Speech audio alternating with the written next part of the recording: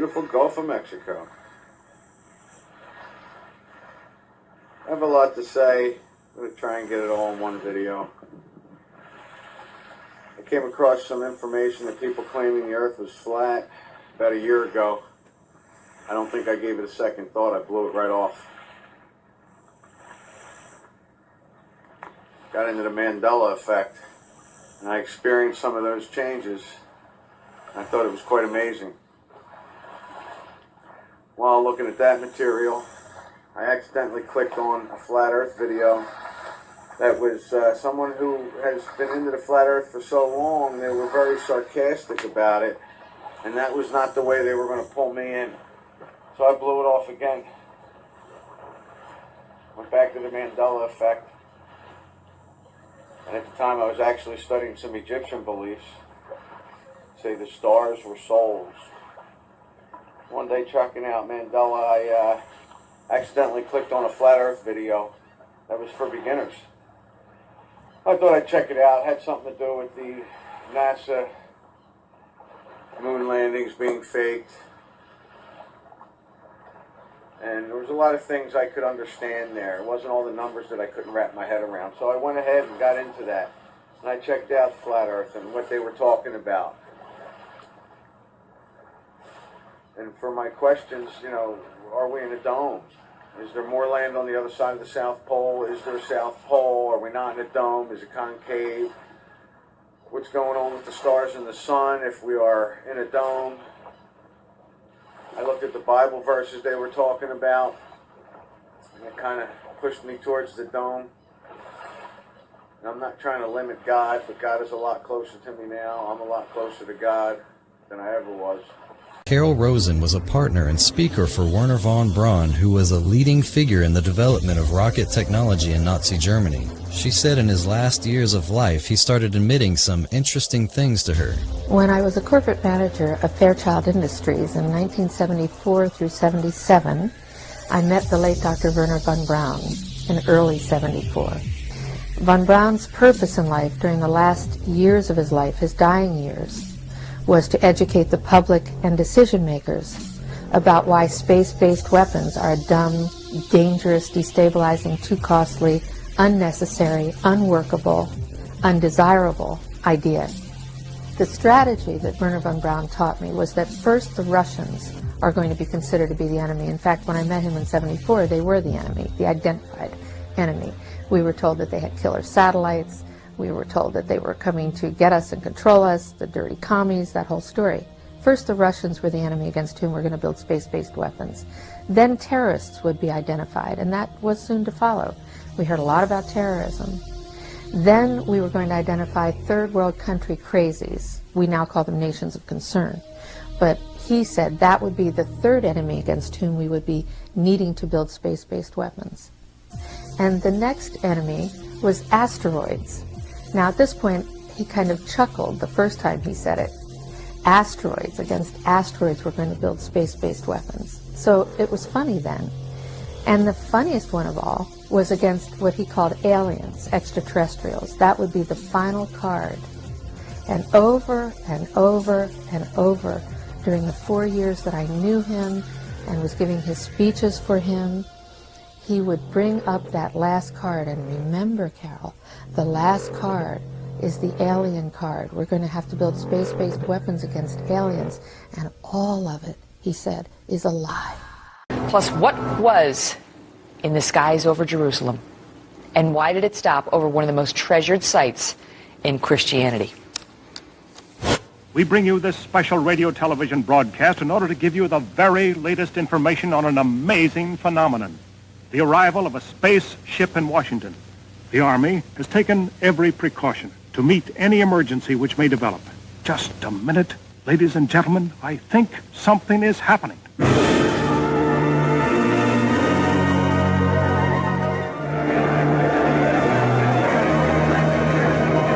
What's hovering over Salt Lake City? Is it a rocket, a blimp, a UFO? A former government UFO expert is warning that Britain is wide open to alien visitors and that the consequences of not monitoring extraterrestrials could be huge. Nick Pope, who resigned from the Ministry of Defence. UFO Project says the department looking into UFOs has all but closed down, and despite a high number of credible sightings. Let's speak to Nick Pope. He joins us both in the studio. We want to meet this guy. Joining us now, our team leader James Fox, one of the nation's top UFO experts, and Aaron Ryder, who is in charge of tech and recon for the series. Good morning to both of you. Good morning. Is it a ufologist? Is that what the actual... So they say. Okay. EWA 517, do you want to report a UFO? Over. Negative. We don't want to report. Aries 31, do you wish to report a UFO? Over. Negative. We want to report one of those either. Aries 31, do you wish to file a report of any kind? Over. I wouldn't know what kind of report to file, Senator. Aries 31, me neither. I'll try to track traffic to destination. Over. While the family knows their story sounds out of this world, they are convinced they witnessed a close encounter and will be keeping a watchful eye on the sky. I think we're definitely believers now. I remember very clearly, I think anybody who was alive at the time does, I remember my parents waking me up and we went down and we watched you guys land on the moon. No, which you was didn't. No, you didn't. What? Because there wasn't any television. There wasn't anybody taking a picture. You watched animation. See, you associated what you saw with... I have very hazy memories. I know. Well, no, but what we saw was we all were gathered around the old curved top radio and listened. Talking about, how many feet we're going to the left and right, and then I said, contact light, engine stop. It was and a few exciting. other things, and then Neil said, Houston, Tranquility Base, the Eagle has landed. Man, how about that? That was very exciting. Not a bad line. It inspires so many people to enter the sciences. How do you balance science with science fiction? They're both the same. The mystery of science fiction is what I'm talking about. Science and science fiction are essentially the same. Why are you sitting in your chair today? Does gravity pull you to the floor? No. There is no such thing as gravitational pull. We lied to you.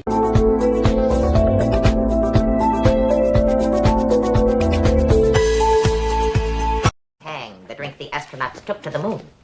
Astronauts to the moon. 3,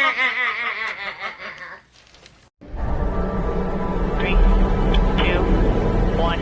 Release, release, release.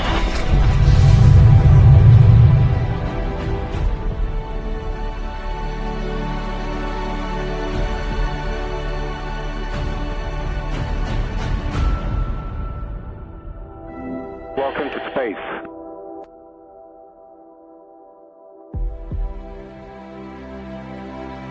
We're back with one of our favorites, Scarlett Johansson. She has wowed us with action movies, made us cry with heart-wrenching dramas. It's a good intro, right? And her newest movie is a twist on the rom-com. It's called Fly Me to the Moon, and Scarlett plays an advertising executive tasked with selling Americans on the idea of the Apollo 11 moon mission.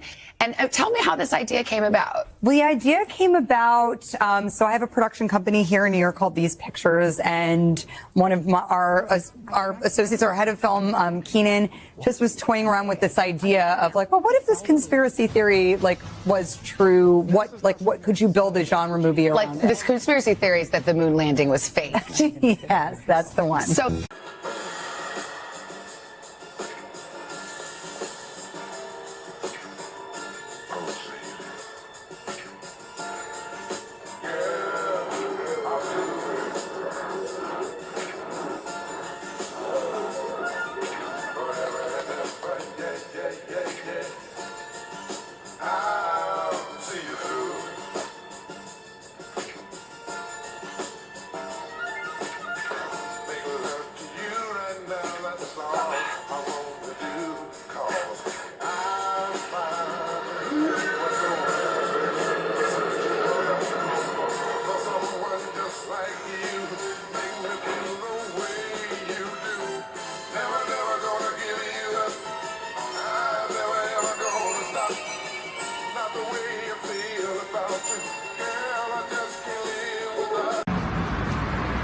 And it's only there. Look, this one's not that far. I have an idea what's going on in NYC right now. Turning others to social media for answers. It's like an alien tactic. It looked like a UFO coming from the sky. It was scary. There's a thing out there, and you've read it in Life magazine. You've seen the front cover of the NASA SETI program. They've talked about $100 million investment. $100 million to invest to find out whether there is extraterrestrial intelligence. Well, they got something going here. You remember War of the Worlds? The radio broadcast? Yes, by Orson Welles in 1939. Mm-hmm. Yes. Well, we've got something else coming in. They're going to make the announcement that they have discovered extraterrestrial intelligence. And this will frighten the people of the world. Say, oh my God, how can we deal with this as a nation? But we can only deal with it as the United Nations. Yes, we're going to have a United Nations, a one-world government. Yeah, it's necessary, they're going to say. It's absolutely necessary. Why? Tell me. To defend ourselves from those little green men, from the aliens that are out there. They will make that announcement. And the whole program is phony. It's fixed. It's set up. And you're going to be the patsy unless you understand what's going down and who's doing what to whom. Did you know that the government had a program to create fake, disappearing UFOs over 50 years ago? And the only orbs faker than that are right here.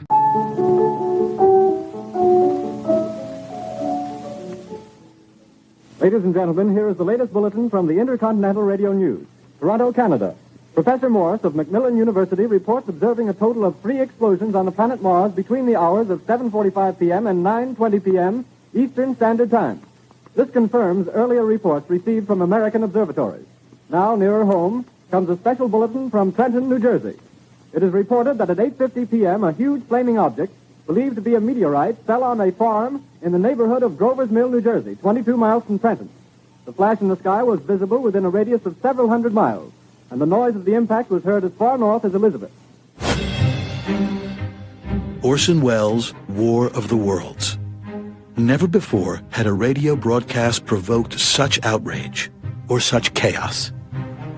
Upwards of 1 million people convinced, if only briefly, that the United States was being laid waste by alien invaders, and a nation left to wonder how they possibly could have been so gullible. By 8:15 Eastern Time, telephones were ringing madly all across the country as concerned Americans tried to determine the whereabouts of relatives, warn friends and acquaintances, and most of all, corroborate what they were hearing. What? Wait a minute. For the next several hours, newspapers, radio stations, and police precincts from coast to coast Ma'am, we don't know anything would be about it. swamped with calls. Well, I can't help that, ma'am. We just don't know anything about it. Well, did I say something about a quiet Sunday evening? What's going on? Soon, strange bulletins began coming in over the press service wires. In Bergenfield, New Jersey, just north of Grover's Mill, some 20 families turned up at a police station with all of their household possessions piled into their cars. In Indianapolis, a woman rushed to the pulpit in a Methodist church, shouting that the end of the world had come. And in Washington State, a spectacularly ill-timed power failure plunged the small town of Concrete into darkness and sent terrified residents fleeing into the mountains. The battle which took place tonight at Grover Mills has ended in one of the most startling defeats ever suffered by an army in modern times. 7,000 men armed with rifles and machine guns pitted against the single fighting machine of the invaders from Mars. 120 known survivors. Here is a special bullet from New York. Well, my wife, she came in, my wife just wringing her hands and wailing away, her eyeballs about to pop out onto her lap, going, what is it? What is it? What could it be? Is it the Germans? Well, she hadn't heard the word Martians, but I had. There's a brief statement informing us that the charred body of Carl Phillips has been identified in a Trenton hospital. A mysterious sort of cigar-shaped object was spotted tumbling through our solar system last year. Now, some are saying that this may have been an alien spacecraft. And no, it's not those YouTube people. It's actually, according to astronomers from Harvard. This is crazy. Here it is. This is the object they're talking about. Scientists were at odds and trying to explain what exactly this is. Now a new paper is raising the possibility that it has an artificial origin and may have been sent to investigate us here on Earth. The object is the first one we've ever like it in our solar system that we know came from somewhere else. So I've been reading a little bit about this, and just the way they said, just the way it moves, and you know the way it's projecting, it just doesn't seem like it's just a rock, you know, drifting. I believe.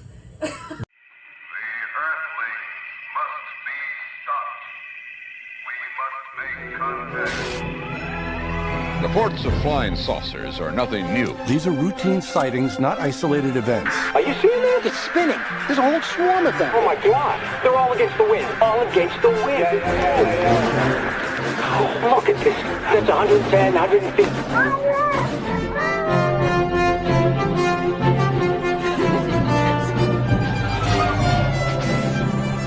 There was an historic hearing today on Capitol Hill and an unprecedented bipartisan push for UFO transparency. とにかくまず今日は浜家についてクリエイティブでビューティフルなコラボレーションを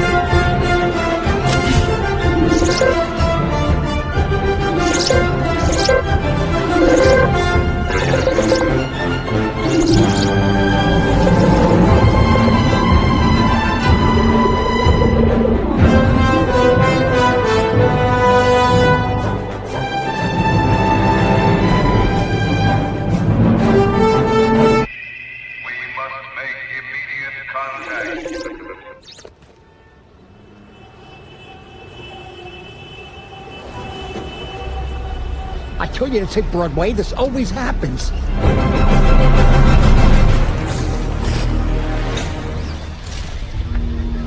Why are you here? State your purpose.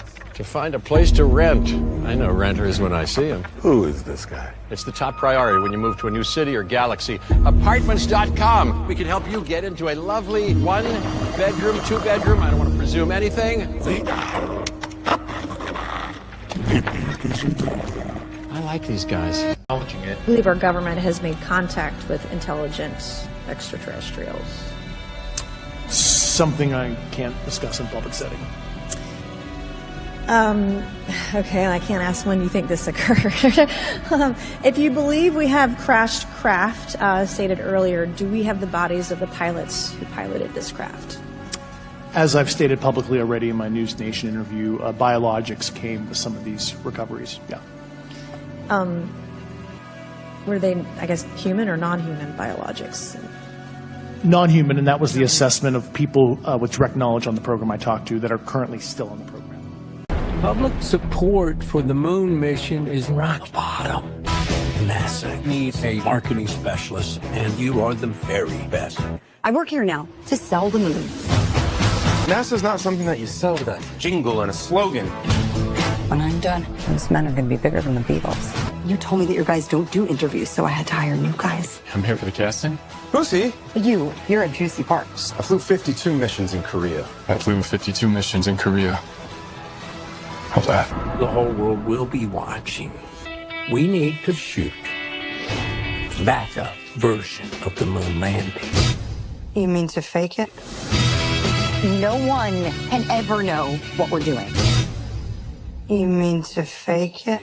The Earth is not flat, and climate change is real. What is exceptional is that the Vatican was taking very seriously what science might tell us about the possibility of extraterrestrial intelligent life forms. That's what the conference was about. I can't tell you that the Vatican found any alien life. I don't think that's what they were looking for, but they were taking very seriously the issue. We probably won't be seeing aliens en masse anytime soon, but the Vatican's chief astronomer does say that there could exist other forms of life outside Earth. And he says if they do exist, they are God's creatures. How does this actually work? When Discovery decided they were going to do a show on alien invasions, your phone rings because you're on the sort of speed dial for theoretical physicists who can help them do the war game for how this might play out? Well, believe it or not, we physicists have actually studied the question of what happens if we do encounter a hostile advanced civilization in space. And Hollywood gets it all wrong. Hollywood assumes that the aliens are maybe 100 years more advanced than us, and if only we had a secret weapon, we can defeat the aliens. Wrong. Either the aliens don't bother with us because we're simply too primitive, or if they do invade, it'll be more like Bambi versus Godzilla. Now, the United Nations is getting ready for a contact with aliens from outer space. This is Moslin Othman. She's out of Malaysia. She will be planet Earth's first interstellar diplomat. First, I'll have to categorically deny that I was appointed or will be appointed the ambassador for aliens, the ambassador for United Nations for aliens. No, the committee is not discussing this this subject matter. But yes, I was in the UK to attend a meeting, which I can quote to you, called Towards a Scientific and Societal Agenda on Extraterrestrial Life, which is why this whole thing came about, because the British press caught hold of the fact that I was going to be at this meeting. And I was on a panel that was discussing, they call it the Great Panel Debate. I like that name. It says extraterrestrial life and arising political issues for the UN agenda. It's very hard to get inflation in a depressed economy, but if you had a program of government spending plus an expansionary policy by the Fed, you could get that. So if you think about using all of these things together, you could accomplish, a great deal. I mean, if we discovered that space aliens were planning to attack, and we needed a massive buildup to counter the space alien threat, and really inflation and budget deficits took secondary place to that, this slump would be over in 18 months. And then if we discovered, whoops, we made a mistake, there aren't actually any space aliens. So we need Orson Welles, is what you're saying. No, there was a Twilight Zone episode like this in which scientists fake the alien threat in order to achieve world peace. Well, this time we don't need it. We need it in order to get some fiscal stimulus. Perhaps we need some outside universal threat to make us recognize this common bound. I occasionally think how quickly our differences worldwide would vanish if we were facing an alien threat from outside this world. And should we win the day, the 4th of July will no longer be known as an American holiday, but as the day when the world declared in one voice, we will not go quietly into the night. We will not vanish without a fight. We're going to live on. We're going to survive. Today, we celebrate our Independence Day. If you saw that there were aliens there, would you tell us? Yeah. You would? Well, I think, look, what do we know? We know now we live in an ever-expanding universe. We know that there are billions of stars and planets literally out there, and the universe is getting bigger. We know from our fancy telescopes that just in the last 2 years, more than 20 planets have been identified outside our solar system that seem to be far enough away from their suns and dense enough that they might be able to support some form of life. So it makes it increasingly less likely that we're alone. Oh, you're trying to give me a hint that there are aliens. No, I'm trying to tell you I don't know. Oh. But if we were visited someday, I wouldn't be surprised. I just hope that it's not like Independence Day. Yeah, right. That it's a conflict. Well, now we have friendly Maybe the only way to unite this incredibly divided world of ours. They're out there. We better think of how all the differences among people on Earth would seem small if we felt threatened by a space invader. That's the whole theory of independence. You're right. Everybody gets together and makes nice and, You and Bill O'Reilly would be hiding in a bunker together. Oh, Bill O'Reilly, he did every mean thing he ever said about me. I don't care. Look at that.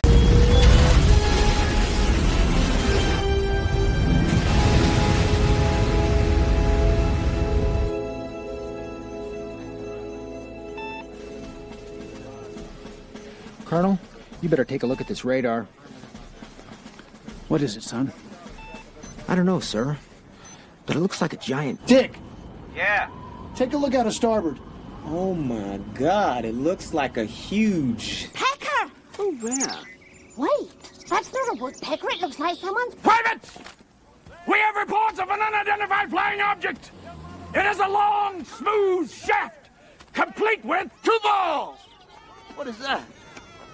That looks just like an enormous... Wang, pay attention. I was distracted by that enormous flying... Willie. Yeah. What's that? Well, it looks like a giant... Johnson, Yes, sir. get on the horn to British intelligence and let them know about this. This is the spacecraft that's going to take humans to explore the solar system. It's the next big step for NASA in exploration. Called the Orion Multipurpose Crew Vehicle, or MPCV, this next-generation spacecraft will enable America to explore beyond low Earth orbit. The plan that NASA has is to build a rocket called SLS, which is a heavy lift rocket.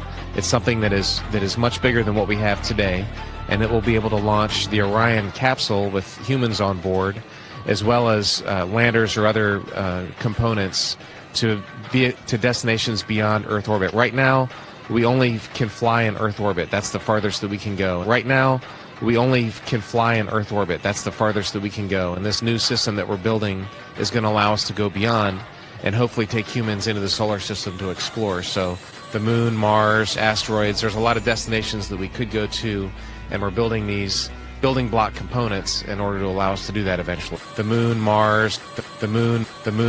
Kinds of technologies that we're testing out on Space Station are definitely helping us with our goals of going beyond low Earth orbit.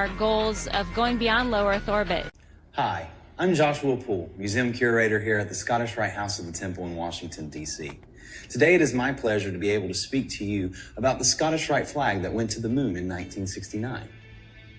Knowing that Buzz Aldrin would be taking part in the Apollo 11 mission, the Supreme Council thought it would be nice if he could take something Masonic with him to infinity and beyond, because he was going where no man, or Mason for that matter, had ever gone before. See what I did there? The Supreme Council felt that a flag that represented the Supreme Council and Freemasonry in general would do the job. So the flag was hand-sewn by Inga Baum, who was the librarian of the Supreme Council in 1969. The flag itself is white silk. It is edged by a band of gold and embroidered with the words, the Supreme Council, 33rd degree, Southern Jurisdiction, USA, the Southern Jurisdiction motto, Deus me umque jus, the double-headed eagle, the crown of the 33rd degree, the insignia of the Grand Commander, and the insignia of the Master Mason. After the Apollo 11 mission on September 16, 1969, Buzz Aldrin visited the House of the Temple in Washington, D.C. and presented the flag to Grand Commander Luther Smith. Since then, the flag has remained in the custody of the House of the Temple's Archives and Museum Department. In an article about the Buzz Aldrin flag in the December 1969 issue of the New Age magazine, the historical significance of the Apollo 11 mission and its meaning for Masonry were discussed. So, does the landing on the moon have anything to do with Masonry? I think this article put it nicely by ending with this quote: "When man reaches new worlds, Masonry will be there." This flag's presence during the historic lunar expedition symbolizes Masonry's universal appeal.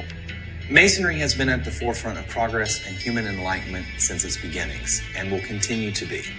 This flag serves as a reminder of this. So, Masonry will always be there, and will continue to boldly go where no man has gone before. Excuse me.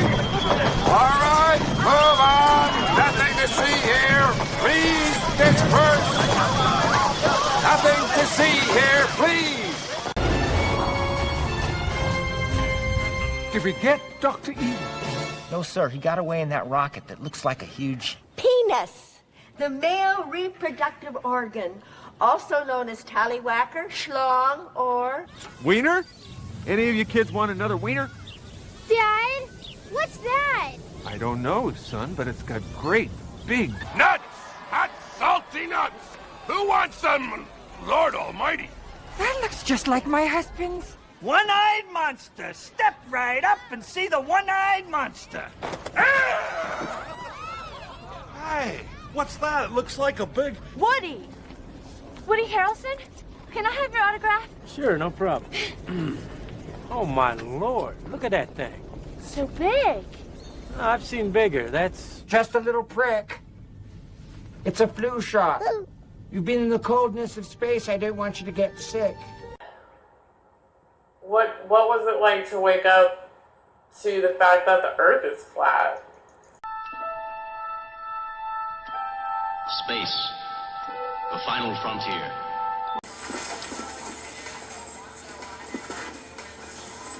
No way. That's great. We landed on the moon! Oh, don't give me that NASA bullshit. He would bring up that last card, and remember, Carol, the last card is the alien card. We're going to have to build space-based weapons against aliens, and all of it, he said, is a lie. Dr. Stephen Greer is back with us. He's the founder of the Disclosure Project. Dr. Greer has been consistent with us for weeks that there is a disclosure coming before the presidential inauguration, which now leaves us with 10 days. Dr. Greer, it's great to have you back. This is where we are right now.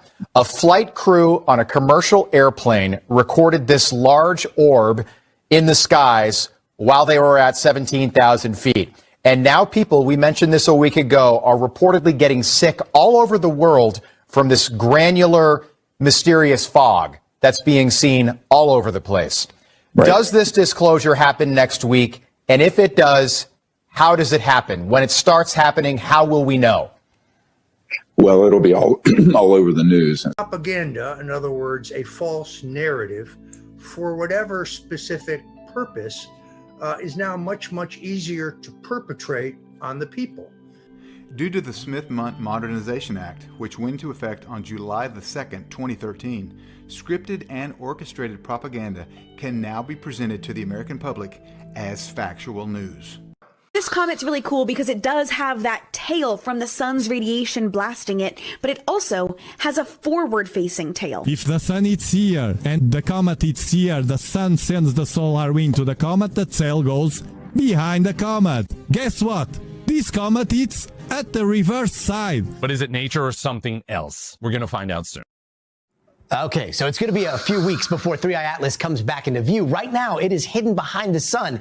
And even during its closest approach, Earth-based telescopes are not going to be able to see it. What's worse, the images that NASA captured right before all this, well, we haven't seen those because of possibly the government shutdown. But our next guest has done more math, more calculating on every aspect of 3i Atlas than anyone I know. He is writing right now that if 3i Atlas is alien tech, this will be the make or break moment. The one and only Avi Loeb joins us now. He is head of the Galileo Project, founding director of Harvard's Black Hole Initiative. Professor, welcome back. So starting with these new images, what's going on with the tail? Is this now just a normal comet off-gassing, or, as at least one of your colleagues has suggested, is this thrust from some sort of alien tech that's like maybe stepping on the brakes a little bit? What do you think?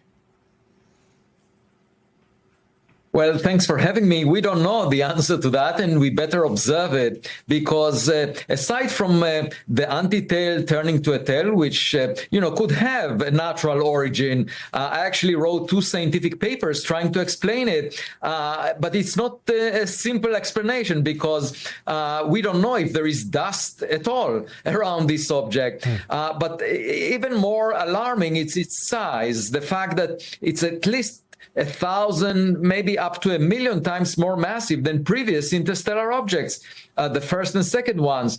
And so we have to monitor it. And gladly, yesterday we had an announcement by the International Asteroid Warning Network that will establish a campaign coordinating observations from all around the globe in trying to get as much data as possible about the motion of this object, because as it gets close to the sun, actually a week from now, on October 29th, it will be at a distance of 203 million kilometers from the sun.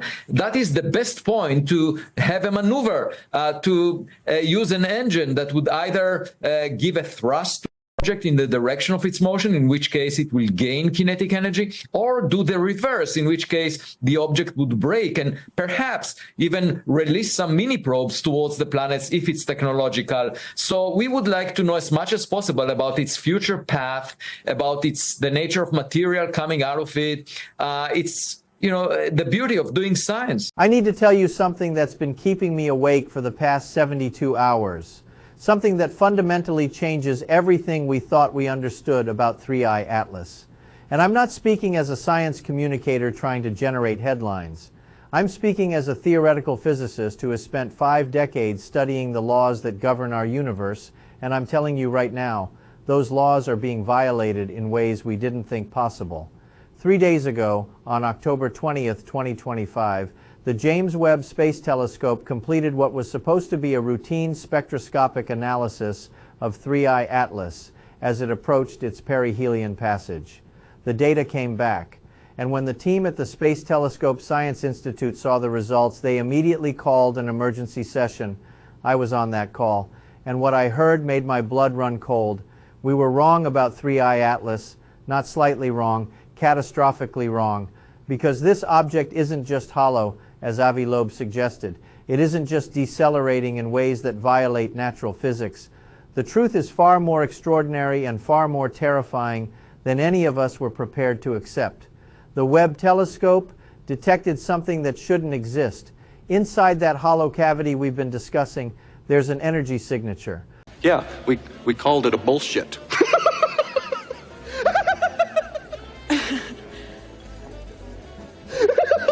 At the present time, we have launched 10 of the artificial satellites, or birds as we call them.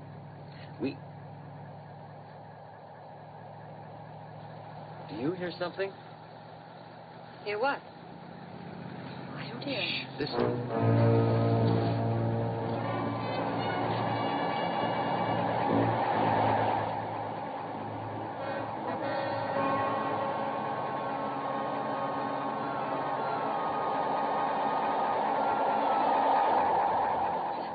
Pull over.